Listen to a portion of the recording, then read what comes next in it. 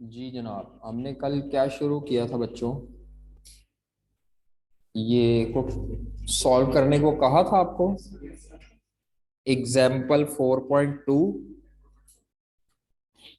Example 4.2 और 4.4। जी बच्चों, उसमें किसी को कोई प्रॉब्लम हो की है? ऐसे नहीं कहना एग्जाम्पल में आंसर गलत है। आंसर टैली कर देते हैं। आंसर अवेलेबल है एंड पे, चैप्टर के एंड पे आंसर अवेलेबल है कि नहीं? चलो देख लेते हैं, अभी देख लेते हैं। एग्जाम्पल 4.2 और 4.4। जी बेटा, आप लोगों ने किए 4.2 और 4.4 गिवन है। तो ये आपने एग्जाम्पल करने के बाद आंसर देख लिया करने हैं, ठीक है?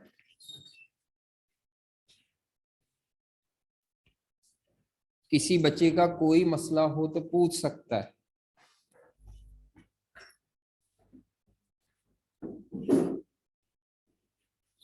किसी भी बच्चे का कोई इशू हो, कोई मसला हो, कोई बात समझ ना आ रही हो तो वो पूछ सकता है।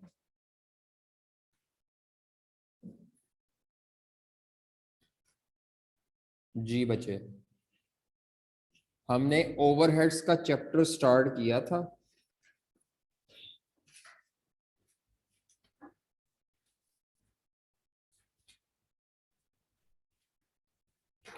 जी बच्चे, हमने क्या स्टार्ट किया था? ओवरहेड्स का चैप्टर स्टार्ट किया था। तो अकाउंटिंग फॉर ओवरहेड्स,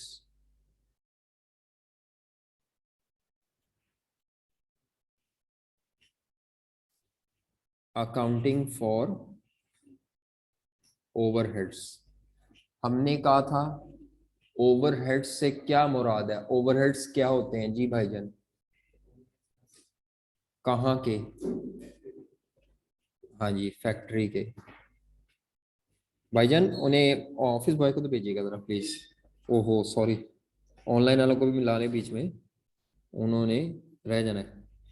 हाँ जी, ओवरहेड्स हमने क्या कहा था? ओवरहेड्स क्या होते हैं? तो इन्होंने कहा ओवरहेड्स से मुराद फैक्ट्री के वो कॉमन एक्सपेंसेस होते हैं जो किसी एक प्रोडक्ट के लिए खर्चे नहीं हुए।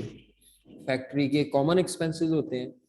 उसके बाद हमने कहा था एज एन अकाउंटेंट आपको फैक्ट्री ओवरहेड्स के चैप्टर में क्या करना है जी? खर्चों की क्या करनी है? एब्जॉर्प्शन। एब्जॉर्प्शन का दूसरा नाम क्या है?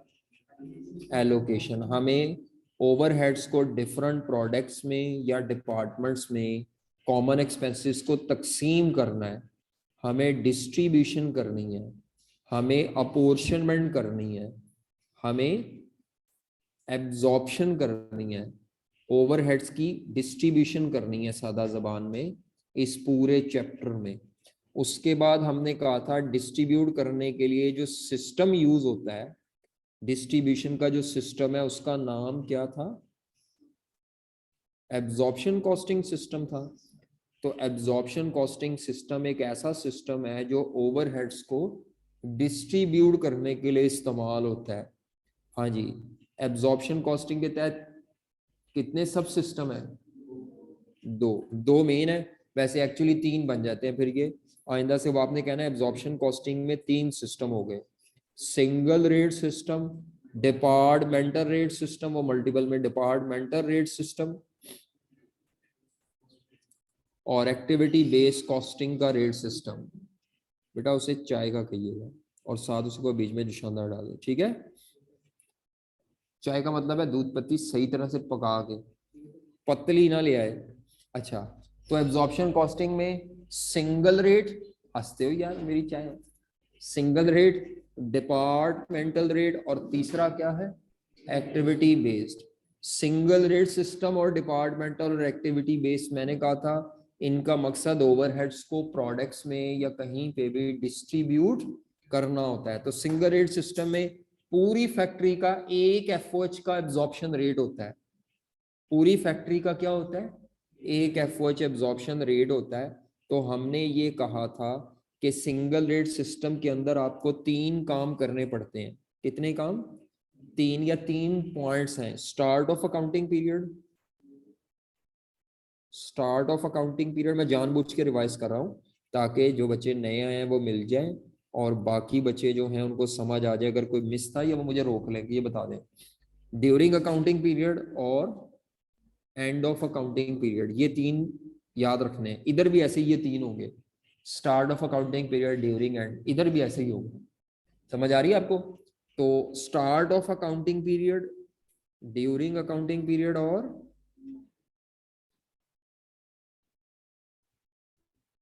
जी बेटा, स्टार्ट ऑफ अकाउंटिंग पीरियड जो होता है, स्टार्ट ऑफ अकाउंटिंग पीरियड, उस पे हमने कहा था एफओएच का एब्जॉर्प्शन रेट निकालते हैं पूरी फैक्ट्री का। इस रेट के और क्या नाम थे बताओ भाई, नोट्स में मैंने पढ़ने को कहा था कल।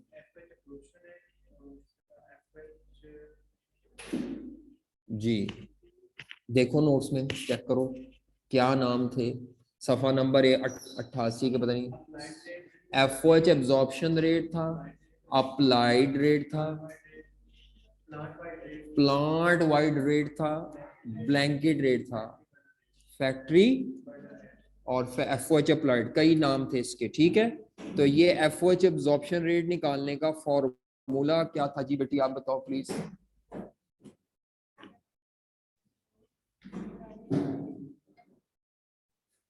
रिलैक्स हो जाओ, रिलैक्स, कोई जल्दी नहीं। हमने कौन सी रेलगाड़ी पकड़नी है जी, बताओ बेटा दोबारा। आपको गुड़मुड़ कर गई है मेरे दिमाग में और ऊपर से शोर हो रहा था जी। हाँ टोटल एफओएच रेट नहीं, बजटेड टोटल पर यूनिट नहीं कहना, budgeted total FOH cost, budgeted total FOH cost divided by budgeted total activity level. Total per unit नहीं, budgeted total activity level, budgeted total. और ये बजटेड टोटल पूरी factory का होगा। ठीक है, budgeted FOH divided by budgeted total. ये activity level कितने होते हैं? 6। कौन कौन से बेटी?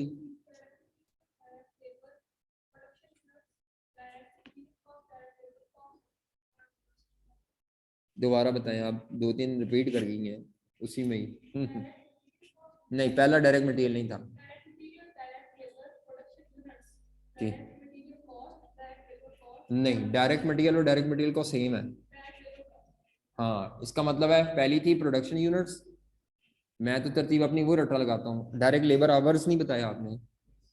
पहली थी production unit, direct labour hour, machine hour, then direct material cost, direct labour cost और फिर प्राइम कॉस्ट। ठीक है, कुछ ना कहे तो ज्यादातर जो फेमस है वो लेबर आवर और मशीन आवर है, शायद मैंने बताया था। ठीक है, अच्छा आगे चलें जी नेक्स्ट। उसके बाद जब ये रेट निकल आता है, रेट निकल आता है तो इस रेट को प्रोडक्ट कॉस्ट में क्या करते हैं?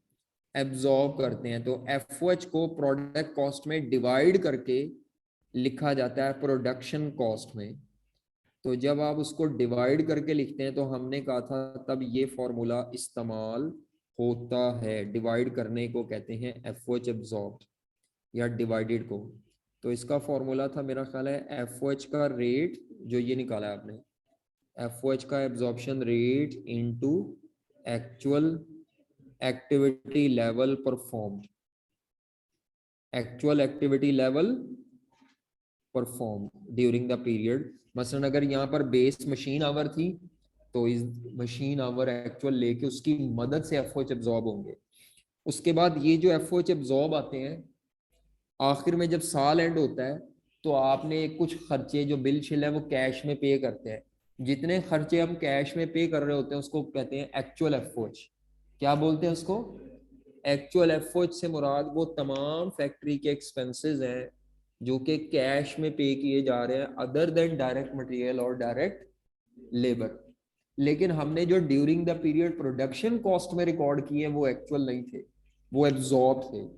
वो क्या थे? एब्जॉर्ब का मतलब है अंदाजे वाले जो रेट थे उसकी मदद से एफओएच हमने प्रोडक्ट कॉस्ट में इंक्लूड किए हैं। ये जो एफओएच हमने इंक्लूड किए हैं ये एक्चुअल एफओएच अंदाजे वाले रेट की मदद से लिखे हैं और इनमें एरर हो सकता है। इनमें एरर, एरर क्या होगा, या हमने ये कम लिखे होंगे या ज्यादा लिखे होंगे। कम लिखे हुए हैं तो कहते हैं अंडर एब्जॉर्ब, क्या कहते हैं उसको, अंडर अंडर एब्जॉर्ब। और अगर ज्यादा लिखनी हो तो उसको कहते हैं over absorb. Is it clear, under absorb या अंडर एब्जॉर्ब या, इज इट क्लियर, समझ आ रही है। तो होता क्या है कि जब साल का एंड होता है तो ये जो आपने एफ ओ एच एब्जॉर्ब की है इसको, ये कॉस्ट जो आपने ये लिखी है माइनस इसमें से किए जाते हैं जितने F O H actually cash में पे किए हैं।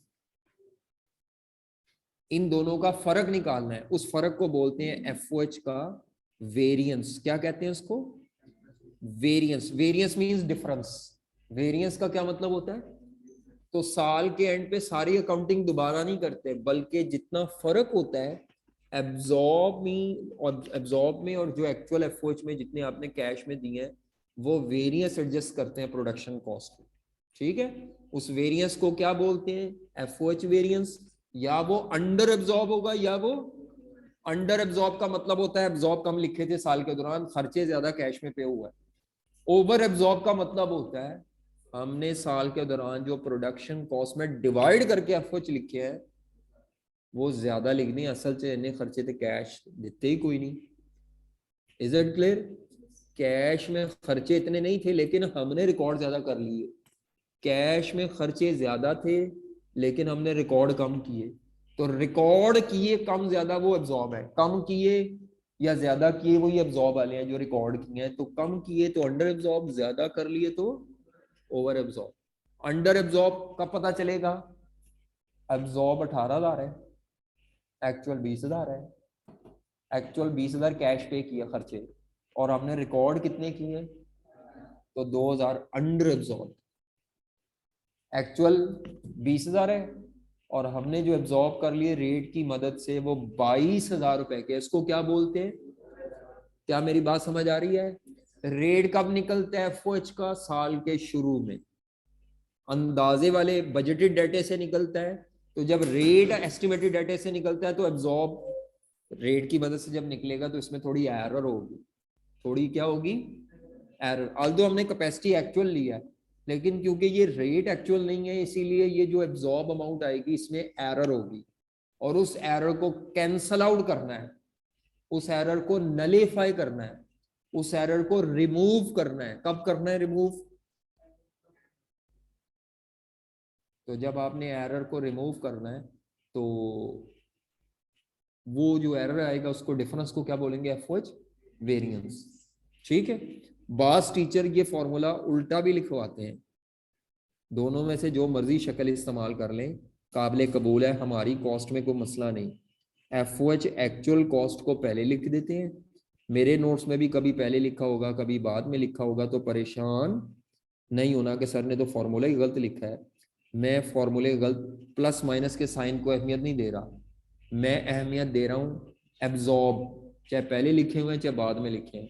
एब्जॉर्ब कम लिखे हैं तो अंडर, एब्जॉर्ब की रकम एक्चुअल से ज्यादा है तो जो मर्जी फॉर्मूला यूज करे, चाहे एब्जॉर्ब माइनस एक्चुअल कह दें या एक्चुअल माइनस एब्जॉर्ब कर दें। इज इट क्लियर, समझ आ रही है बात आपको। ये वेरिएंस कब निकालना है, और जब इनकम स्टेटमेंट बनेगी तो इनकम स्टेटमेंट में ये वेरिएंस कॉस्ट ऑफ सेल या जीपी में एडजस्ट होगा, साल के एंड पे वेरिएंस एडजस्ट होगा इनकम स्टेटमेंट में जाके। ठीक है, ये वेरिएंस कहाँ एडजस्ट होता है, जाके इनकम स्टेटमेंट में। दोबारा सब कुछ नहीं किया जाता, इनकम स्टेटमेंट में जब प्रॉफिट्स निकालने लगते हैं तब इस वेरिएंस को एडजस्ट कर देते हैं, प्लस या माइनस जो भी होगा। ठीक है, हमारा वैसे ज्यादातर वास्ता इससे नहीं पड़ता, हमारा इन दो काम से ज्यादा वास्ता पड़ता है। अभी हमने एक सवाल करना है पास्ट पेपर का, शायद मैंने आपको बताया था, नोट्स में से कहा भी था पढ़ के आइएगा, तो आपने उम्मीद है पढ़ा भी होगा। कौन सा क्वेश्चन था, क्वेश्चन नंबर 8।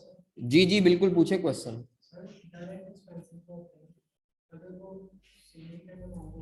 डायरेक्ट एक्सपेंस क्या होते हैं, मैंने तो बताया कोई नहीं।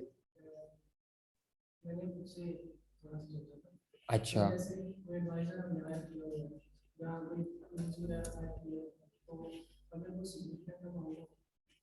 कॉस्ट के अंदर जब उसकी कॉस्ट निकालते हैं वो उसके अंदर कहाँ है,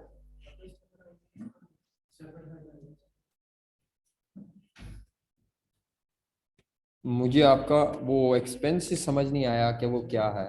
जैसे कोई टूरिज्म ले या कोई एडवाइजर है उसकी इस तरह एडवाइजर की लीगल फीस देनी है सैलरी देनी है। तो वो तो फैक्ट्री में होता ही नहीं एडवाइजर, लीगल एडवाइजर वो तो होता ही एडमिन में है। ओथे हो गया ना, वो एफ ओ एच होती है एडमिन कॉस्ट।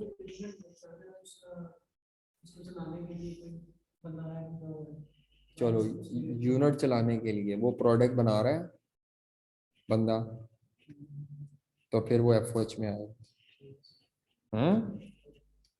अगर वो प्रोडक्ट बना रहा है फिर हम सोचेंगे कि वो डायरेक्ट लेबर कॉस्ट का पार्ट है कि नहीं। अगर वो प्रोडक्ट ही नहीं बना रहा, भावे फैक्ट्री च होवे, सफाई करे, भावे जो मर्जी करे, वो एफ ओ एच में आएगा। तो जो मैंने आपसे सवाल पूछा आपको उसी में जवाब मिल गया कि वो काम नहीं कर रहा प्रोडक्ट में, फैक्ट्री में प्रोडक्ट नहीं बना रहा, इसीलिए वो एफ में। ले जी, ये एक सवाल है पास्ट पेपर का 2008 का। मैंने ज़रा पास्ट पेपर मेरे पास पढ़े हुए हैं तो मैंने उसमें से कॉपी किया, क्योंकि मुझे आई कैप के पास्ट पेपर की फॉर्मेटिंग पसंद है। आल्दो ये मेरे नोट्स में भी फॉर्मेटिंग है, लेकिन जो आई कैप के पास्ट पेपर की फॉर्मेटिंग है वो ज़रा खूबसूरत है। नो डाउट इसकी ज़रा अपीयरेंस थोड़ी डिम डिम सी होती है, तो वो डिस्प्ले नहीं अच्छा आ रहा, लेकिन आपके पास तो सवाल है। ये क्वेश्चन में सबसे पहले रिक्वायरमेंट पढ़ते हैं। रीडिंग का असूल है, हमेशा सबसे पहले क्या पढ़ते हैं, रिक्वायरमेंट पढ़ते हैं। तो इस सवाल में ये हमारे नोट्स का क्वेश्चन नंबर 8 है, और आई कैप का जो ये पास्ट पेपर था, पास्ट पेपर का क्वेश्चन नंबर ये 2 था।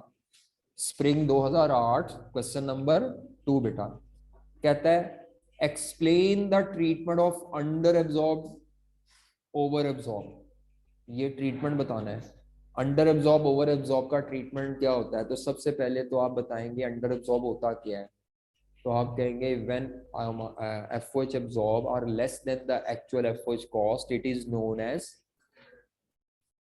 इसी तरह over, what is the treatment, तो आप कहेंगे जो अंडर ओवर एब्जॉर्ब का वेरिएंस होता है उसको इनकम स्टेटमेंट में जाके प्रॉफिट में ऐड या लेस करते हैं। ठीक है, इनकम स्टेटमेंट में जीपी में जाके। अभी अभी आपको ये नहीं पता ऐड किसको करना है और लेस किसको करना है, वो मैं आपको एक स्टेटमेंट वाला चैप्टर करवाऊंगा, वहां कर लेंगे।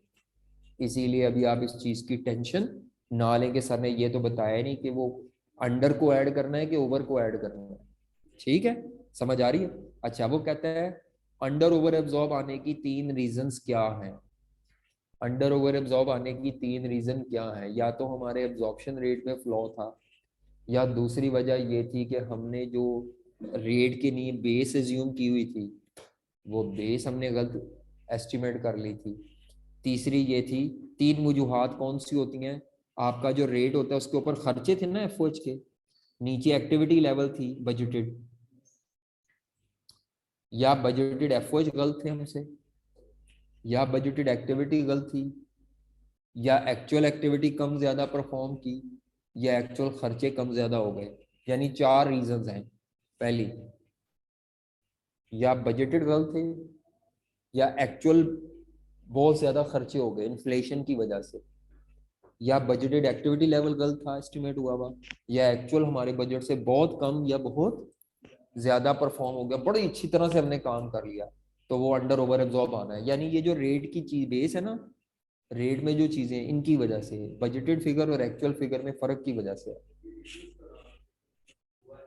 तो ये जस्टिफिकेशन है ना उसकी, ये रीजन है। उसके अलावा आप इसको फर्दर इलेबोरेट करेंगे कि जनाब शायद वर्कर ने वेजेस रेट बढ़ाया है तो वो एफिशिएंसी से काम किया तभी प्रोडक्शन, ये रीजन है ना। ठीक है, तो अब इसको आप डिटेल से वहां से पढ़ लेंगे आंसर में से। मैंने वैसे अभी पार्ट बी करवाना है, ए पार्ट अंडर ओवर एब्जॉर्ब की फर्दर रीजन हम बाद में दोबारा भी देख सकते हैं, लेकिन आप पढ़ लीजिएगा इसको, आंसर से आंसर में लिखा हुआ है। मेरा ख्याल है ये नहीं लिखा होगा, कुछ और लिखा होगा फिर, अगर आप ये नहीं कह रहे तो। नेक्स्ट आ जाए, हमने वैसे बी पार्ट करना है, मैंने करवाया बी पार्ट है, दूसरी क्लास में भी बी पार्ट है, ये नहीं करवाता मैं, ये आपने पढ़ना है। हमारा मेन ताल्लुक किस पार्ट के साथ है, क्या कहता है रिक्वायरमेंट पे, कंप्यूट। वजह ये सवाल का भी सारे पार्ट्स का जवाब नहीं ना मैं दे सकता, इसका ये अभी आपको आता भी नहीं कॉम्प्रिहेंसिव, अभी एक और चैप्टर है पूरा वेरिएंसेस का, वहाँ हमने 8-9 कॉजेज पढ़नी होती है हर चीज की। सवाल की रिक्वायरमेंट पर आए तो वो कहता है कंप्यूट द रिवाइज्ड, लफ्ज क्या लिखा हुआ है, रिवाइज का मतलब होता है चेंज के बाद वाला, इसका मतलब है पहले भी कोई होगा, रिवाइज का मतलब है कोई चेंज के बाद वाली चीज निकालना, ठीक है। Compute the revised machine hour rate, क्या निकालना है, यानी आपने एफओएच का एब्जॉर्प्शन रेट निकालना है। क्या निकालना है आपने, एफओएच का एब्जॉर्प्शन रेट निकालना है जिसकी बेस मशीन आवर होगी,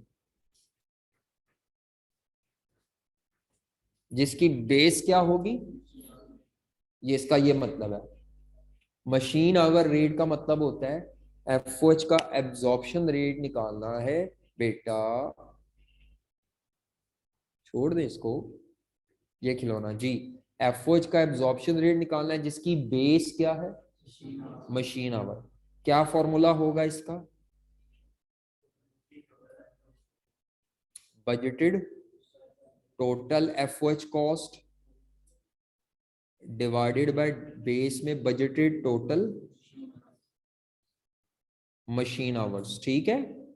तो ये मशीन आवर, अच्छा किस डिपार्टमेंट का निकालना है, cutting department, which the cutting department should use during the year, तो 2008 का, यानी इस सवाल में जो डाटा होगा वो किस साल का होगा, 2008 का, ठीक है जी। आपने ये रेट निकालना है लेकिन पहली दफा नहीं निकालना, रिवाइज्ड निकालना है। तो रिवाइज में फिर ये दोनों चीजें रिवाइज्ड होंगी, ये दोनों चीजें क्या होंगी, या इनमें से कोई एक भी होना तो वो रिवाइज्ड ही होगा। चले डाटा देखें, एक भी हो तो वो रिवाइज्ड कहलाएगा। डाटा पढ़े भाई जनाब, ऊंची आवाज से जी, थोड़ा ऊंची, थोड़ा ऊंची।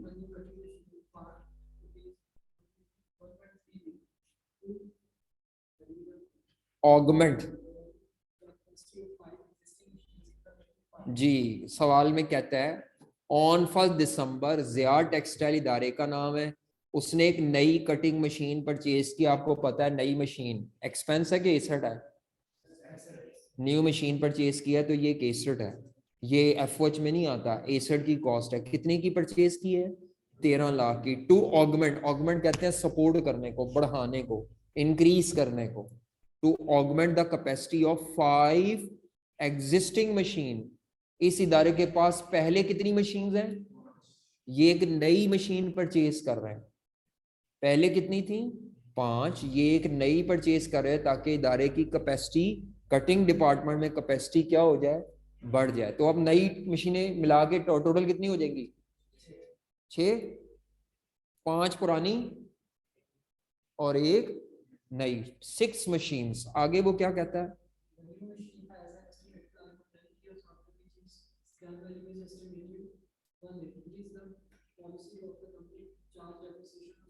जी वो कहता है कंपनी ने जो ये नई मशीन लेनी है इसकी लाइफ 10 साल होगी और इसकी स्क्रैप वैल्यू या एस्टिमेटेड रेजिडुअल वैल्यू 1 लाख है, और कंपनी की पॉलिसी है कि वो डेप्रिसिएशन किस मेथड से कैलकुलेट करती है, तो डेप्रिसिएशन हमारा एक्सपेंस होता है, एफओएच में आता है, लेकिन मशीन की कॉस्ट हमारा एक्सपेंस नहीं है, ये तो कैपिटल एक्सपेंडिचर होता है, पता है आपको, एसेट है ये। तो स्ट्रेट लाइन मेथड से डेप्रीसिएशन पकड़ें जरा कैलकुलेटर और निकालें, शाबाश। मैं किसी एक से पूछता हूं, अभी निकालो डेप्रीसिएशन निकालो नई मशीन की,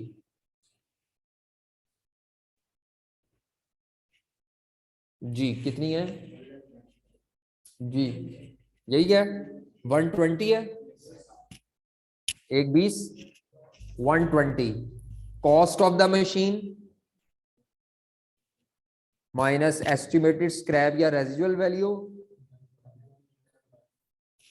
डिवाइडेड बाय लाइफ। तो अभी तक जो मैंने डाटा पढ़ा उसके मुताबिक ये 1 साल की डेप्रिसिएशन पर एनम आ जाएगी 1 लाख, ये 12 माह की है। आगे चले पढ़े भाईजान,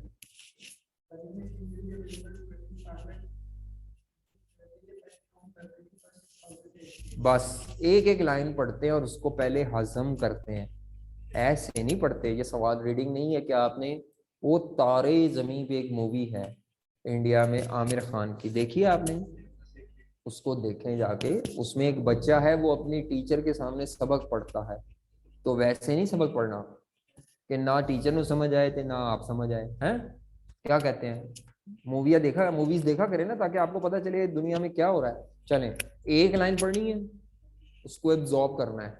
वो कहता है नई मशीन जो आएगी वो कब से मिलेगी, इसका मतलब है जनवरी से तो नहीं मिलनी, 2008 है तो फरवरी जकम को मिलेगी, इसका मतलब है आप मशीन को 11 माह यूज कर सकते हैं। कितने माह? इसका इंपैक्ट ये आएगा जो मैं ऊपर डेप्रिसिएशन 12 माह की कैलकुलेट किए बैठा हूं ना, वो 12 माह की नहीं काउंट होगी, वो 11, बल्कि हर एक्सपेंस जो मेरा पर मंथ होगा अगर उसका, तो वो 11 माह का काउंट होगा। समझ आ रही है? तो 11 माह की डेप्रिसिएशन कैसे आएगी, ये जो 12 माह की थी इंटू 11/12 करें या 12 से डिवाइड करके into 11, 1,10,000। Is it clear? Next आगे,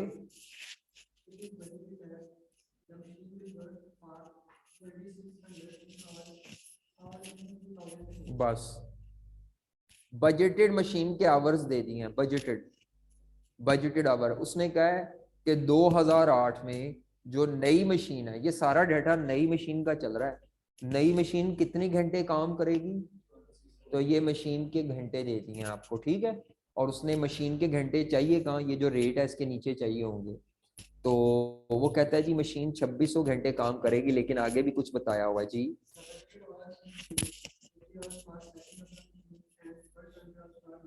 जी वो कहता है ये जो 2600 घंटे है ना, इसमें 80 घंटे वो हैं जब मशीन को प्रोडक्शन के लिए प्रिपेयर किया जा रहा है, सेटिंग अप द मशीन, और 120 घंटे वो है जिसमें मशीन मुरम्मत हो रही है, जिसमें मशीन क्या हो रही है, मुरम्मत हो रही है।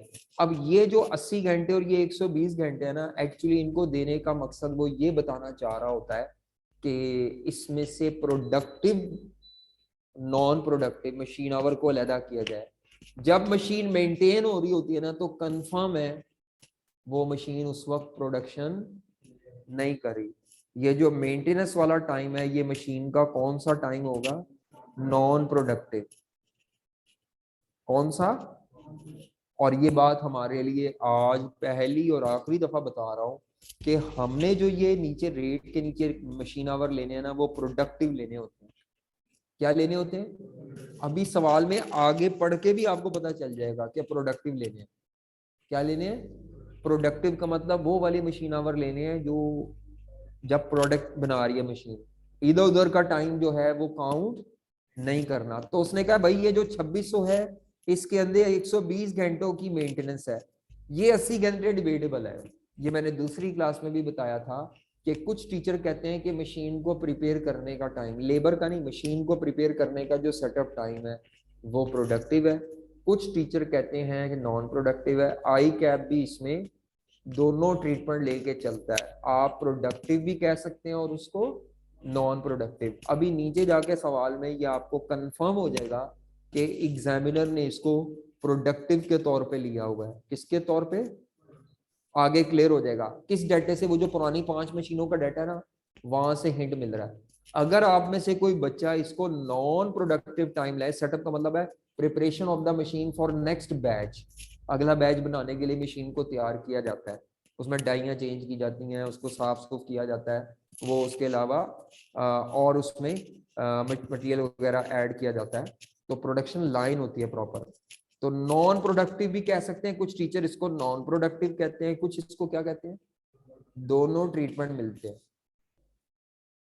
अब ये एग्जामिनर के कमेंट से पता चलेगा कि आई कैप इसको ज्यादातर क्या ट्रीट करता है। अगर इसके एग्जामिनर कमेंट्स आई कैप की वेबसाइट पे, जो कि नहीं है, उस वक्त तक कमेंट्स भी शायद नहीं आते थे जब का ये सवाल है। कमेंट्स भी 2009-10 के बाद आना शुरू हैं, शायद पहले भी हों, लेकिन मेरे पास नहीं है। तो ये 80 आवर्स जो है ना, ये डिबेटेबल है। इनके बारे में अभी फिलहाल अभी तक इस सवाल में, वैसे इस सवाल में तो अगर ये नॉन प्रोडक्टिव भी हो तो इस सवाल के लिए ये प्रोडक्टिव है, क्योंकि सवाल में नीचे जो एग्जिस्टिंग मशीन्स का डाटा है ना, वहां से क्लू मिल रहा है। ठीक है, इसका मतलब है 2600 घंटे हैं, इसमें से प्रोडक्टिव कितने हैं और नॉन प्रोडक्टिव कितने हैं। ये जो 120 है मेंटेनेंस वाले, वो तो कंफर्म नॉन प्रोडक्टिव घंटे हैं, तो बाकी बचते हैं 2400 तो मैं इनको प्रोडक्टिव गिनूंगा। जो बच्चा 2400 को लेना चाहे वो भी ठीक है, 2400 घंटों को प्रोडक्टिव लेना चाहे वो बच्चा भी अपनी जगह ठीक है। आगे पढ़ो बेटा।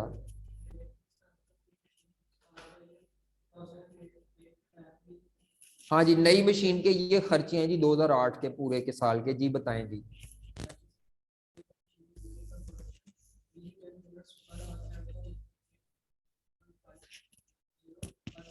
जी, जब मशीन प्रोडक्शन करेगी ना तो बिजली इस्तेमाल होगी, ड्यूरिंग प्रोडक्शन लिखा हुआ है। जब मशीन प्रोडक्शन करेगी तो जब प्रोडक्टिव टाइम में प्रोडक्शन होगी, जब मशीन प्रोडक्शन करेगी तो हर 1 घंटा मशीन के चलने पर 10 बिजली के यूनिट लगेंगे। ये यूनिट बिजली की है। 1 घंटा मशीन चले तो बिजली के कितने यूनिट लगते हैं? 10। और 1 यूनिट का जो रेट है बिजली के, 1 यूनिट का रेट वो 8.5 रुपए का। इसका मतलब है 1 घंटा अगर मशीन काम करे प्रोडक्शन के लिए तो 10 यूनिट यूज होते हैं। तो और 1 यूनिट 8.5 का है, तो मेरा ख्याल है 1 घंटा 85 रुपए की बिजली खाएगा। 85 रुपीज की बिजली यूज होगी। समझ आइए क्या किया मैंने? 1 घंटे में 10 यूनिट और 1 यूनिट 8.5 का है, तो इसका मतलब है पूरा 1 घंटा 85 रुपए की बिजली कंज्यूम। लेकिन वो प्रोडक्शन हो जब। आगे वो कहता है मेंटेनेंस कॉस्ट 25,000 रुपए पर मंथ है, तो ये इंटू 11 हो गया आ जाएगी। Machine require replacement of the parts, machine के पुर्जे तब्दील होंगे हर महीने के एंड पे। कब चेंज होंगे? और which will cost 10,000 rupees on, हर दफा मशीन के पुर्जे रिप्लेस करने पर खर्चा कितना होगा? तो साल में कितने महीने? 11 माह ही है इसमें, 12 नहीं 11, क्योंकि 1 माह बाद आपको मशीन मिली है। तो 11 माह में 11 दफा पुर्जे चेंज होंगे हर मशीन महीने के एंड पे। यानी पहला महीना इस्तेमाल हुई, मशीन के एंड पे चेंज हो गए पुर्जे, फिर इस्तेमाल हुई पूरा महीना, फिर चेंज हो गए। समझ आ रही है? यानी फरवरी में पहली दफा चेंज हुए होंगे 28 फरवरी को, फिर मार्च में चेंज हुए होंगे, फिर अप्रैल में। इस तरह साल में 11 दफा ये चेंज हुए होंगे। आगे वो कहता है मशीन ऑपरेट करने वाला एक बंदा है जिसको हमने कितने पैसे देने हैं? 9,000 रुपया पर मंथ। ठीक है, मशीन ऑपरेटर का मतलब जो कभी तेल ग्रीस ये वो चेक कर लेगा, ये शायद उसको ऑन ऑफ भी कर रहा हो। अच्छा, मशीन ऑपरेटर है जिसकी पे 9,000 है, तो इंटू 11 माह करेंगे। आगे it is estimated that on installation of the machine, कहता है अगर आपने ये नई मशीन लगा दी जो कि हमने लगानी है, इंस्टॉलेशन करनी है, अदर डिपार्टमेंटल ओवरहेड्स, अदर जो खर्चे हैं ना बिजनेस के ओवरहेड्स, वो कितने से इंक्रीज कर देंगे? Per month. तो साल के 11 माह है, तो ये खर्चे कितने बढ़ेंगे? खर्चे कौन से बढ़ेंगे? अदर, इस मशीन के नहीं, कोई और खर्चे डिपार्टमेंट के, वो बढ़ जाएंगे 5,000 पर मंथ। तो साल के 55,000 रुपए, 55,000 उसमें इजाफा होगा। आगे पढ़ो भाई, आपको मैंने रोक दिया था जी।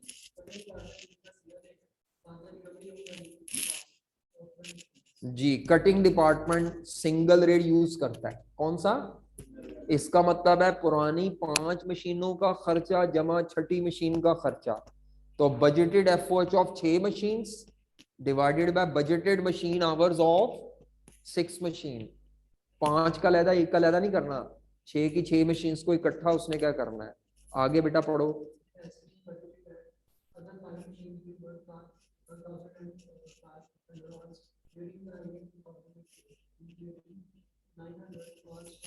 ये ले जी, यहां से पता चल रहा है उसने बता दिया है कि 12,500 घंटे अदर मशीन्स काम करेंगी, जिसमें 900 घंटे किस चीज के होंगे? इसका मतलब है मेंटेनेंस का टाइम नॉन प्रोडक्टिव है, तो बाकी जो भी टाइम है, फिर यहाँ से पता चला है कि बाकी सारा टाइम फिर क्या होगा? प्रोडक्टिव। यहाँ से हिंट मिल रहा है, नहीं तो यहाँ पे भी आके वो दे सकता था। कौन सा टाइम? सेटअप वाला टाइम। ठीक है, तो यहाँ से हिंट मिल रहा है कि इसमें इसका मतलब है नॉन प्रोडक्टिव टाइम सिर्फ मेंटेनेंस का ही है, नहीं तो वो यहाँ पे भी करवाता, फिर अलग ब्रेकअप कराता। तो पुरानी मशीनें 12,500 है, कितनी घंटे? 12, उसमें से 900 घंटे अलहदा कर दो मेंटेनेंस के नॉन प्रोडक्टिव, तो बाकी कितने बचे? प्रोडक्टिव और नॉन प्रोडक्टिव। 900 घंटे अलहदा कर दो तो 11,000। आगे presently the cutting department is charging ₹30 पर प्रोडक्टिव आवर। ये देखिए, यहां से पता चल रहा है कि आपने जो नीचे बेस रखनी है पर आवर नहीं कहा, पर कहता है ये कंपनी जो प्रेजेंटली 5 मशीनों का रेट इस्तेमाल कर रही है ना, वो कितना है जी, 390 रुपीज पर आवर है for running cost of 5 existing. यानी जो पुरानी मशीनें हैं उनका टोटल खर्चा नहीं बताया, पुरानी मशीनों का ये रेट दिया हुआ है, पुरानी मशीनों का क्या दिया हुआ है, ये रेट दिया हुआ है। कितना रेट है, 390 रुपीज पर प्रोडक्टिव आवर। ये कैसे निकला होगा, इस 390 के पीछे ये फॉर्मूला लगा होगा, total budgeted total overheads of 5 machines divided by budgeted productive machine our, जो कि 11,600 थे। ये रकम नहीं थी। तो हमारी कॉस्ट अकाउंटिंग में अगर जवाब मौजूद हो ना किसी चीज का, तो अब बैकवर्ड कैलकुलेशन करके हम निकाल सकते हैं। तो ये जो 11,600 यहाँ डिवाइड हो रहा है, इधर जाकर क्या हो जाएगा, तो पुरानी मशीनों के टोटल आ जाएंगे ओवरहेड्स। नहीं समझ आई, और ठीक है। अब आपने जो रेट निकालना है वो कितनी मशीन्स का निकालना है, लिखें जी। अब आप स्टार्ट करें। हालांकि हमने सवाल को, मैं पढ़ने में बहुत टाइम ज़ाया करता हूँ, आपको लगता है ज़ाया हो रहा होगा, लेकिन वो टाइम इन्वेस्ट कर रहा होता है for the sake of understanding. चलो भाई बिस्मिल्लाह करो, लिखें। मैं बता रहा हूँ, आपने लिखना है और सवाल सामने रखना है जी। सबसे पहले फॉर्मूला लिखे, हेडिंग दे, निकालना क्या है, हाँ, तो जो निकालना है उसका फॉर्मूला लिखना है ना। हेडिंग दे, रिवाइज्ड मशीन आवर रेट, ये हमारा सोल्यूशन है। Revised machine hour rate of cutting department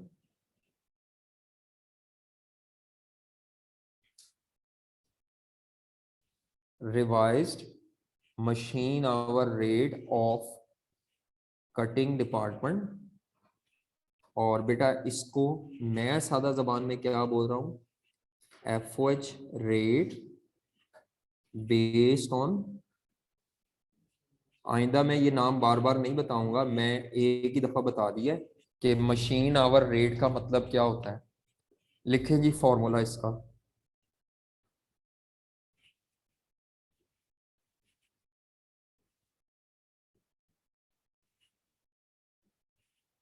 revised machine hour rate, single rate निकालना है। क्या निकालना है, तो अब आप लिखें budgeted total FOH cost of 6 machines. क्या फॉर्मूला है, budgeted total FOH cost of 6 machines divided by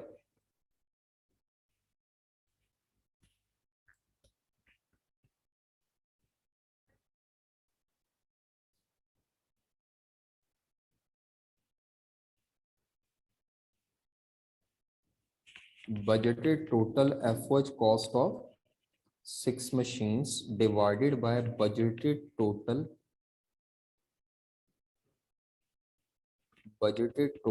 productive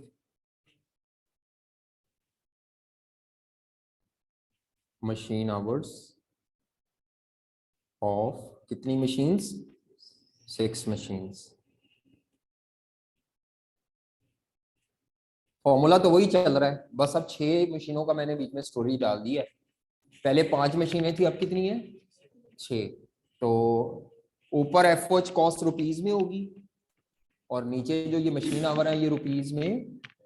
तो ये 2 लाइनें छोड़ दें, आंसर के लिए वर्किंग लिखें। तो मैं पहले प्रोडक्टिव मशीन आवर निकाल रहा हूं, तो W1 लिखें, W1 वर्किंग 1। ये तरीका सिस्टमैटिकली हम कर रहे हैं, तो W1 लिखें, इसी के नीचे 2 लाइनें छोड़ के अगले सफे पे करना जरूरी। यहाँ पे ये वर्किंग भी मेन सोल्यूशन का पार्ट है, ठीक है। तो लिखें जी अब ये वाले total productive hours, budgeted total productive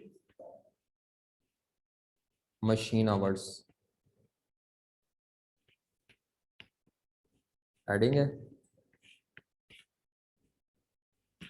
हाँ जी। तो इसमें सबसे पहले लिखेंगे आप productive machine hours of 5 existing machines पहले पुरानी 5 के लिखो, फिर छठी वाली के लिखो जो छठी वाली है।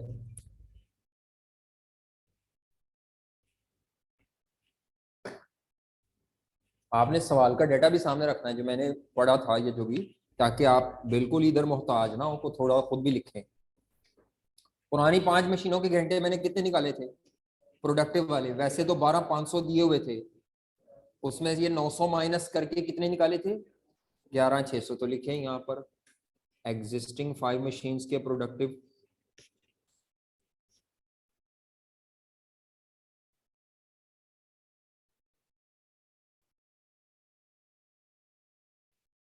एग्जिस्टिंग 5 मशीन्स के थे 12,500 घंटे माइनस 900 घंटे, तो ये इधर 11,600 घंटे आ जाएंगे मशीन आवर्स। और न्यू मशीन जो है ऐड, न्यू मशीन के जितने आवर्स है वो थे 2600 माइनस, मेरा ख्याल है 100 कितने थे, 120।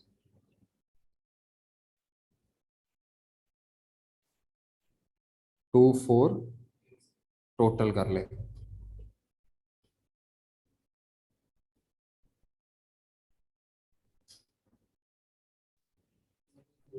प्रोडक्टिव मशीन आवर्स आ जाएंगे 14।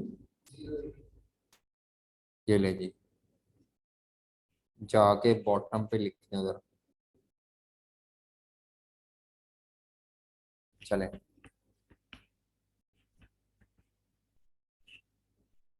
खाली छापना नहीं है, ये भी देखना है ये क्वेश्चन में से कहाँ से कैसे उठाया है। और मेरी आदत है जो चीज़ आसान है वो पहले करूँगा।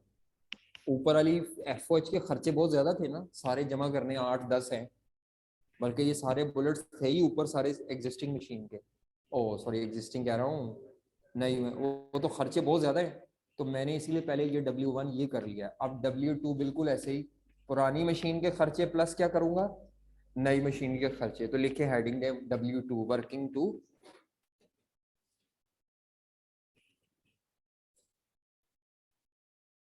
Working two budgeted FOH cost of 6 machines।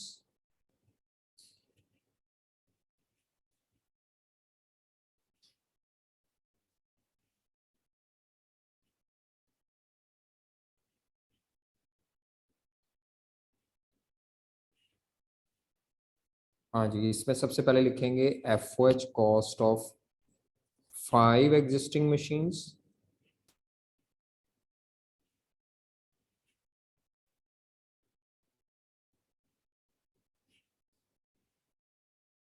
Plus FOH cost या budgeted FOH cost of new machine.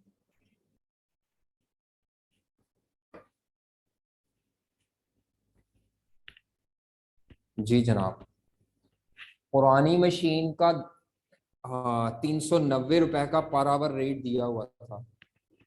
कितने रुपीस का पर आवर रेट था? 390 रुपीस का पर आवर रेट था, तो वो 390 रुपीस पर प्रोडक्टिव आवर था। तो टोटल में निकालना है तो क्या करेंगे, मल्टीप्लाइड बाय प्रोडक्टिव आवर्स करेंगे। पुरानी मशीन के 11,000, ये ऊपर थे 600। प्रोडक्टिव से क्यों कर रहे हैं, क्योंकि प्रोडक्टिव पे बेस कर रहा था। तो ये मेरे पास पुरानी मशीन्स के ओवरहेड्स आ जाएंगे 4। अब जो न्यू मशीन है उसके सारे खर्चे 1 बाय 1 करके आप खुद लिखे, मैं नहीं लिख रहा। चलो शाबाश, खुद लिखो सारे खर्चे न्यू मशीन के एक एक करके बेटा जो हैं। सबसे पहला खर्चा ऊपर से एक दफ़ा निगाह दौड़ाते हैं, सबसे ऊपर खर्चा कोई नज़र आ रहा हो न्यू मशीन का, यहाँ से शुरू हो रहा था ना सवाल नीचे से। तो पहले पैराग्राफ में कोई खर्चा था जी, डेप्रिसिएशन था। और नीचे वाले जो ये 5 बुलेट थे, ये पांचों के पांचों नई मशीन के थे। तो लिखो जरा जाके शाबाश, खर्चे लिखो अब ये सारे एक एक करके नाम के साथ। नाम लिखे सामने खर्चा लिख लें, नाम लिखे सामने खर्चा। चलो आपने लिखना है, मैं अभी बाद में खुद ही टैली करता हूँ, बोलना नहीं। खामोशी से करें।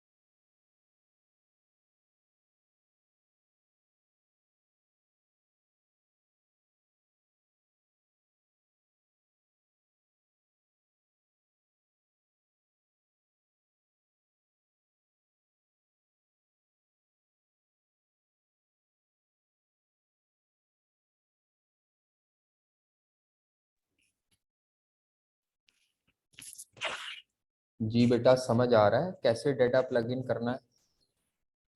आप अरेंज करके चलें, अभी टाइम सेविंग को बहुत ज्यादा फोकस ना करें।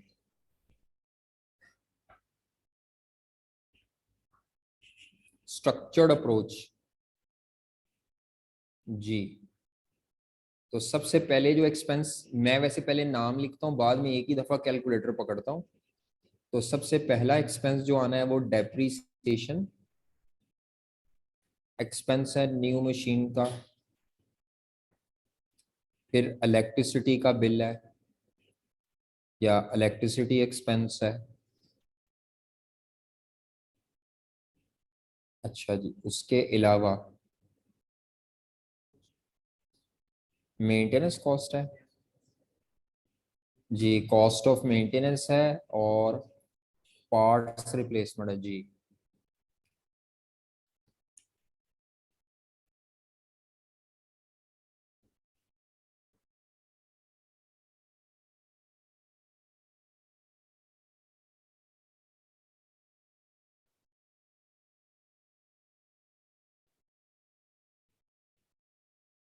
जी, और पार्ट्स रिप्लेसमेंट के बाद ऑपरेटर का खर्चा है और अदर डिपार्टमेंटल ओवरहेड्स।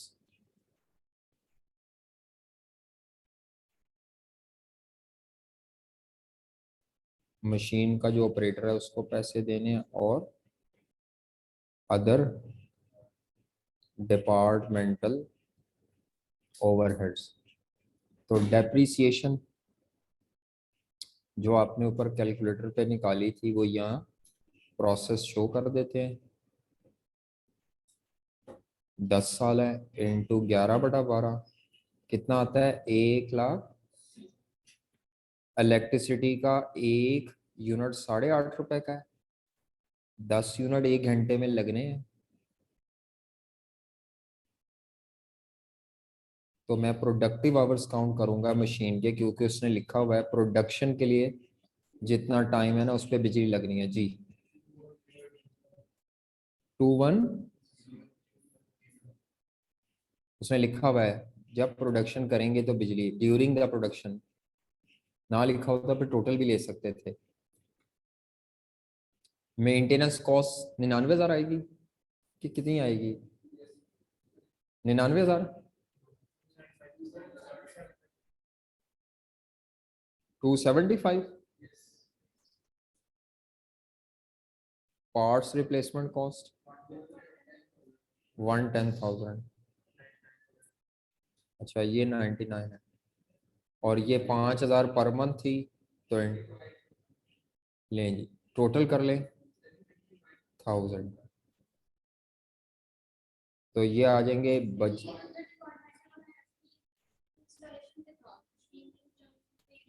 नहीं बेटा, ये नहीं है कि मशीन की इंस्टॉलेशन पे खर्चा है, मशीन के इंस्टॉल होने के बाद अदर खर्चे कहीं और बढ़ रहे हैं, पर मंथ बढ़ रहे हैं, रेवेन्यू नेचर के हैं, वन ऑफ का लिखा हुआ है, for installation of this machine नहीं है, इसकी वजह से कहीं और बढ़ रहे हैं, अदर है।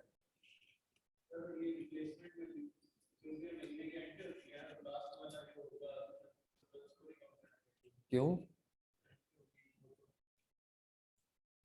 आपने जिसको कबाड़ पे बेचनी है उन्हें तुसी खराब बेचोगे तो घट पैसे लगणगे, और अगर पुर्जे रिप्लेस करके, देखें आपने गाड़ी बेचनी और आपके टायर चेंज होने वाले हो, क्या करेंगे? चेंज होने वाले हो, बस फटने के करीब ही है, तो आप कहेंगे यार चेंज करके बेचा, सही पैसे लग जाएंगे, यही होता है।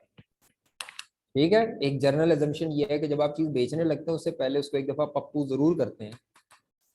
नहीं समझ आई है? बाइक को भी सफाई धुलाई करा के उन्हें चमचमा के, हैं ये होता है, सब कुछ होता है, सबको पता है। उसके अगर टायर शायद ट्यूब चेंज होने वाली है तो चेंज करा के बेचोगे यार, ऐ ना कोई बात कीड़े कर दे कि मोटरसाइकिल की ट्यूब भी खराब है 5,000 रुपये कटा देंगे, हालांकि ट्यूब शायद 5,000 रुपये की ना हो। आम जिंदगी में जो चीजें चलती हैं वो वैसे ही चलती हैं। आप सही कह रहे हैं, आखिरी महीने की क्या जरूरत है, आखिरी महीने करेंगे रिप्लेसमेंट, देन आपकी अच्छी स्क्रैप वैल्यू जो नजर आ रही है उस पर बिक जाएगी चीज।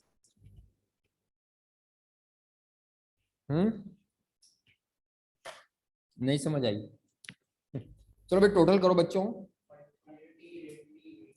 5383800, ये आपके आ गए budgeted total overheads cost, budgeted total of 6 machines. ऊपर जाके इसको लिखें, बस अब हमारा सोल्यूशन हो गया। 5383 डिवाइडेड बाय 14080, क्या आंसर आता है? 382 पर आवर, या पर मशीन आवर, या पर प्रोडक्टिव मशीन आवर।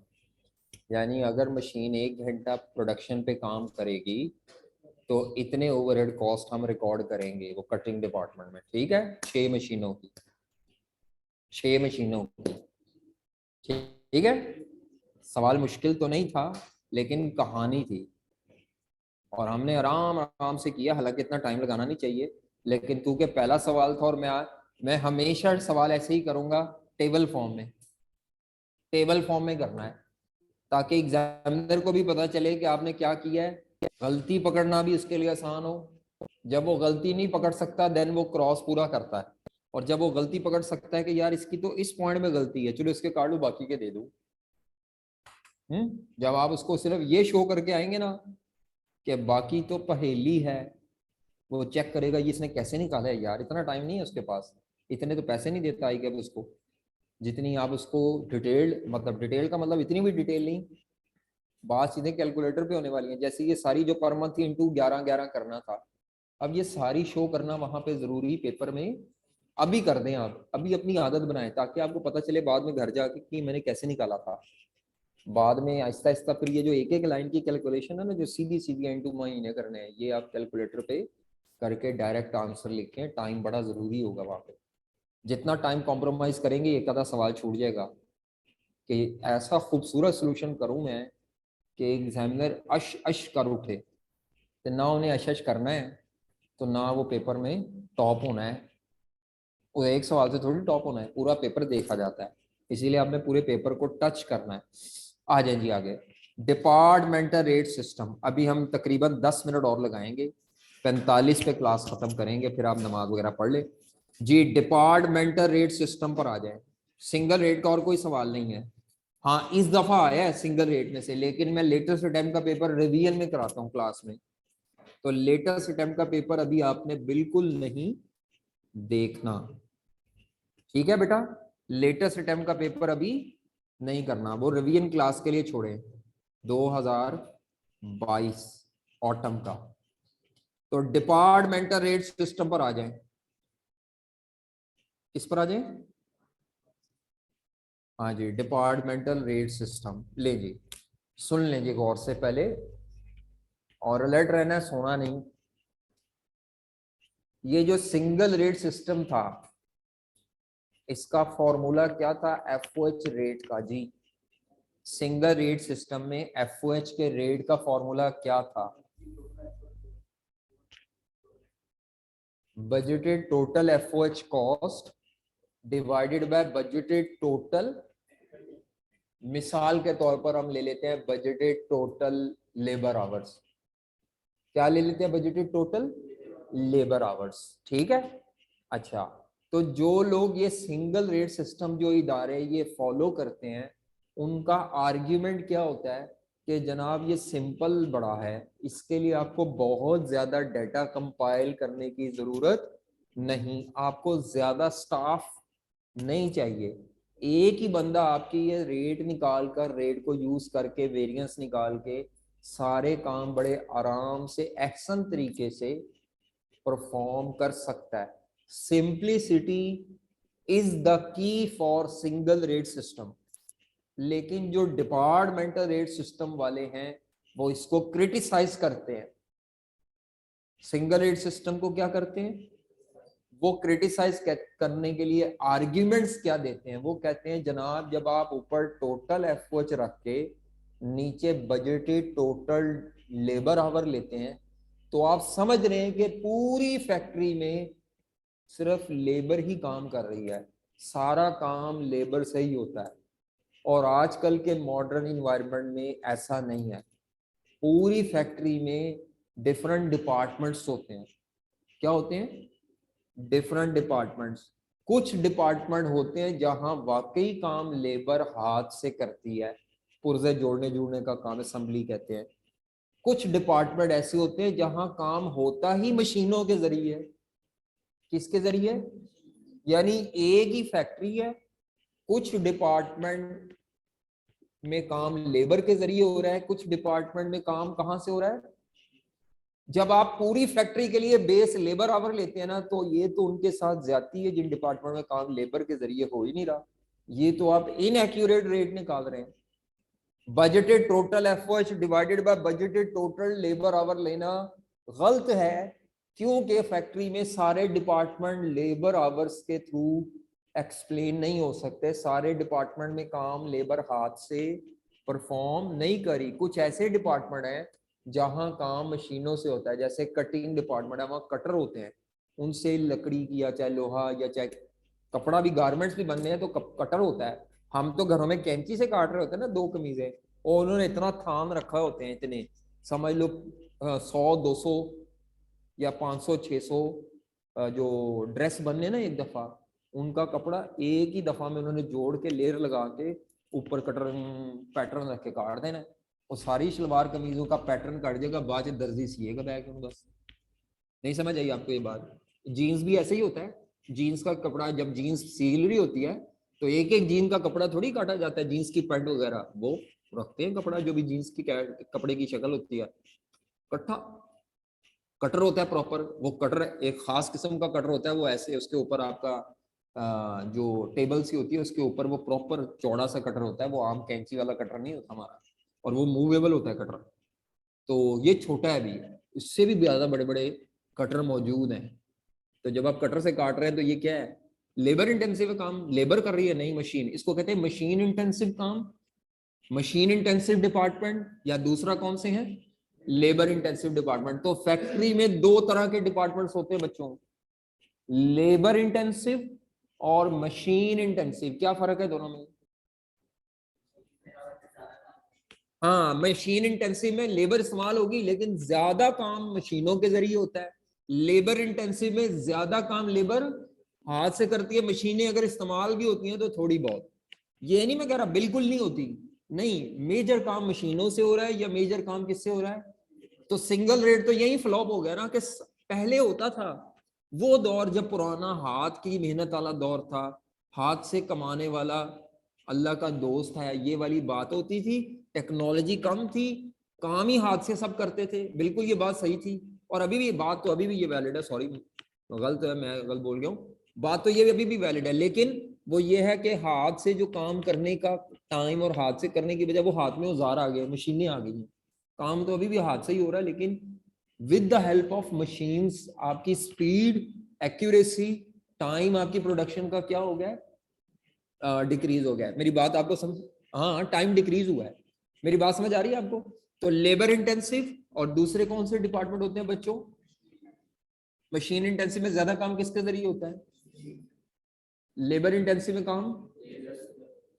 तो आप जब सारे फैक्ट्री का रेट लगते हैं budgeted total effort divided by total labour our, तो ये तो मशीन इंटेंसिव को हमने इग्नोर ही कर दिया, विच इज इन एक्यूरेट। दूसरी बात वो क्या कहते हैं, वो ये कहते हैं कि फैक्ट्री में दो तरह के डिपार्टमेंट्स होते हैं। अभी बताए थे दो, नहीं ये और बात कर रहे हैं आर्ग्यूमेंट। फैक्ट्री में दो तरह के डिपार्टमेंट्स होते हैं। कुछ डिपार्टमेंट ऐसे होते हैं जो प्रोडक्ट बनाते हैं। क्या करते हैं? प्रोडक्ट बनाते हैं या बनाने में मसरूफ होते हैं। कटिंग डिपार्टमेंट हो गया गारमेंट्स में, स्टिचिंग हो गया, फिनिशिंग हो गया, प्रेस, इस्त्री, प्रेसिंग, पैकिंग, ये सारे प्रोडक्शन डिपार्टमेंट है। कुछ ऐसे डिपार्टमेंट होते हैं जिनका ताल्लुक प्रोडक्ट बनाना नहीं बल्कि प्रोडक्शन डिपार्टमेंट को हेल्प आउट करना होता है, सपोर्ट देना होता है। क्या देना होता है? सपोर्ट देना होता है। ऐसे डिपार्टमेंट्स को कहते हैं सर्विस डिपार्टमेंट्स। क्या कहते हैं इनको? जैसे मिसाल के तौर पर फैक्ट्री के अंदर होता है एक प्लांट मेंटेनेंस डिपार्टमेंट, या बल्कि उसका सादा नाम होता है मेंटेनेंस डिपार्टमेंट। पूरी फैक्ट्री में कहीं कोई चीज टूटे, खराब हो, उन्होंने पहुंच जाना है और उन्होंने जाके चीज मुरम्मत करनी। वो आपके इदारे के एम्प्लॉइज होते हैं। डिपार्टमेंट वो बहुत बड़ा नहीं होता है, एक छोटा सा दफ्तर होता है जिसमें पुर्जे पड़े होते हैं, कमरा होता है, सॉरी, पुर्जे पड़े होते हैं, औजार पड़े होते हैं, चार बंदे बैठे होते हैं, दो मशीनों के, दो बिल्डिंग, ये वो, और एक बंदे को कई काम आते हैं। तो उन्होंने ये जो मेंटेनेंस डिपार्टमेंट होता है, इसका काम होता है कि फैक्ट्री में कहीं कोई प्लांट, मशीन या कोई चीज, बिल्डिंग खराब हो, कोई नलका खराब हो, कोई चीज खराब हो, ये फटाफट उसको क्या करते हैं? सही कर देते हैं, रिपेयर कर देते हैं। Is it clear? तो maintenance department is a support department. Maintenance department is a, ये वो डिपार्टमेंट है जहां प्रोडक्ट बन ही नहीं रही होती, यहां ना लेबर आवर होंगे ना मशीन आवर होंगे, ना यहाँ लेबर आवर होंगे ना ये, बल्कि यहाँ तो मेंटेनेंस के अपने घंटे होंगे। कितने घंटे मुरम्मत की थी उन्होंने? Maintenance hour. किसी साल में उन्होंने 100 घंटे मुरम्मत की पूरी फैक्ट्री में, किसी साल में उन्होंने 200 घंटे, उनकी अपनी मुरम्मत का टाइम होता है। या शायद उन्हें की कोई ना हो मुरम्मत, निकली ना हो इस साल में, ऐसा भी हो सकता है। हम क्या बात कर रहे थे कि बजटेड टोटल एफर्ट्स के नीचे जब आप लेबर आवर लेते हैं तो ये बात गलत है। गलत होने की पहली वजह क्या है? तमाम डिपार्टमेंट के लिए लेबर आवर की बेस और मशीन आवर की बेस सूटेबल नहीं है, और सारे डिपार्टमेंट होते भी वो नहीं जो प्रोडक्ट बना रहे हो। कुछ डिपार्टमेंट होते हैं जिन्हें प्रोडक्शन डिपार्टमेंट्स कहते हैं, और कुछ डिपार्टमेंट होते हैं जिन्हें सर्विस डिपार्टमेंट्स कहते हैं। प्रोडक्शन डिपार्टमेंट्स प्रोडक्ट बनाते हैं, उधर labour hour, machine our use होंगे। और जो सर्विस डिपार्टमेंट होते हैं वो प्रोडक्ट मैन्युफैक्चर नहीं करते, वहां पे लेबर आवर, मशीन आवर की बेस सूटेबल है ही नहीं, बल्कि वहां पे तो रेट ही नहीं होता, वहां पे तो एब्जॉर्प्शन रेट ही नहीं होता बेटा। क्या मेरी बात समझ आ गई आपको? अच्छा, और एक मिसाल ले लेते हैं सर्विस डिपार्टमेंट की, कैंटीन। फैक्ट्री में कई दफा, कई जगह पे कैंटीन होती है जहां से तमाम एम्प्लॉइज दोपहर को, शाम को चाय खाना फ्री या सब्सिडाइज रेट पे, ठीक है। तो अब वो जो चाय मिल रही है वो एम्प्लॉइज के लिए तो फ्री है, लेकिन कंपनी की जेब पे तो वजन पड़ रहा है ना, कंपनी तो खर्चा कर रही है। तो कैंटीन डिपार्टमेंट या canteen is a support department. उसका जितना खर्चा होगा वो खर्चा कैंटीन वगैरह का, अब वो खर्चा ना मशीन आवर पे डिपेंडेंट है ना लेबर आवर पे। क्या मेरी बात आपको समझ आ रही है? तो इसका मतलब है, मैं आपको ये बताना चाह रहा हूं कि जो लोग डिपार्टमेंटल रेट सिस्टम के हावी हैं वो आपको कहते हैं कि पूरी फैक्ट्री में दो तरह के मेन डिपार्टमेंट्स हैं। पूरी फैक्ट्री में कितनी तरह के डिपार्टमेंट्स हैं? दो तरह के मेन, प्रोडक्शन डिपार्टमेंट्स जो प्रोडक्ट बनाते हैं, और दूसरे कौन से हैं, सर्विस डिपार्टमेंट्स जो दूसरों को सपोर्ट देते हैं, ये हेल्प आउट करते हैं, इनको ही हेल्प आउट करते हैं मेनली प्रोडक्शन को। आगे प्रोडक्शन डिपार्टमेंट्स में दो तरह के डिपार्टमेंट होते हैं, लेबर इंटेंसिव डिपार्टमेंट में लेबर आवर सिग्निफिकेंट होंगे। दूसरे डिपार्टमेंट कौन से होते हैं, मशीन इंटेंसिव, यहां मशीन आवर ज्यादा होंगे, इनके लिए सूटेबल बेस लेबर आवर होगी। मशीन इंटेंसिव के लिए सूटेबल बेस मशीन आवर होगी, और इनमें रेट ही कोई नहीं होता, इनका एफओएच का रेट ही नहीं होता भाई, क्योंकि ये कोई प्रोडक्ट ही नहीं बना रहे। तो जब हमने सिंगल रेट किया था ना फॉलो, हमने सब कुछ इग्नोर किया हुआ था, हमने सारों को एक ही छड़ी से हाँक रहे थे। Total FOH divided by total labour our, हमने देखा ही नहीं कि बीच में कोई सर्विस डिपार्टमेंट भी है, हमने देखा ही नहीं कि कुछ डिपार्टमेंट के लिए शायद लेबर आवर सूटेबल ना हो। तो ये मैंने ग्राउंड क्रिएट किया है। आई कैप की किताब में भी ये सब कुछ मौजूद है जो मैं सुना रहा हूँ आपको स्टोरी, कि एक्चुअली सिंगल रेट सिस्टम में सिंगल बेस की वजह से एतराजात पैदा होते हैं। और वो एतराजात क्या, मैंने दो एतराज बताए। नंबर वन एतराज क्या है, प्रोडक्शन और सर्विस की कोई तकसीम नहीं। नंबर टू, प्रोडक्शन में आगे लेबर इंटेंसिव और मशीन इंटेंसिव की कोई तकसीम नहीं, सारे खर्चों के लिए एक ही बेस इस्तेमाल करते हैं, विच इज अनरियलिस्टिक। इसकी वजह से होगा क्या प्रॉब्लम, किसी प्रोडक्ट के हिस्से में एफओएच ज्यादा चले जाएंगे, ओवर एब्जॉर्ब हो जाएंगे किसी प्रोडक्ट में, किसी प्रोडक्ट में अंडर एब्जॉर्ब, किसी महीने में अंडर एब्जॉर्ब हो जाएंगे और किसी और महीने में क्या हो जाएंगे, तो अनफेयर डिस्ट्रीब्यूशन ऑफ ओवरहेड्स होगी। तो सिंगल रेट सिस्टम में प्रॉब्लम है, ओवरहेड्स की डिस्ट्रीब्यूशन फेयर ग्राउंड्स पे नहीं होती, अनफेयर होती है, अनरियलिस्टिक होती है कई दफा। तो in order to make your distribution more realistic, more fair, हमें डिपार्टमेंटल रेट सिस्टम पे आना है, जो कि थोड़ा टाइम कंज्यूमिंग मेथड है, लेकिन आपकी डिस्ट्रीब्यूशन को क्या बना देगा, ओवरहेड्स की डिस्ट्रीब्यूशन एक्यूरेट होगी। ठीक है, चलो बस बाकी बात नेक्स्ट टाइम करेंगे। तो आज हमने इसमें ये कुछ नहीं पढ़ा, लेकिन हमने एक स्टोरी से बेस क्लियर किया। समझ आ रही है बात? कल थोड़ा टाइम ज्यादा लगाएंगे ताकि फिर हम इसको करके इसकी प्रैक्टिस पर आ सके। कल डिपार्टमेंटल रेट सिस्टम का हम एक आधा सवाल कर लेंगे, यानी शुरू कर देंगे काम। वैसे तो अब सारा चैप्टर जो है उसमें सवाल ही डिपार्टमेंटल के हैं, सिंगल के सवाल नहीं है, ज्यादा सवाल ही डिपार्टमेंटल रेट के हैं। ओके, फिर अल्लाह हाफिज।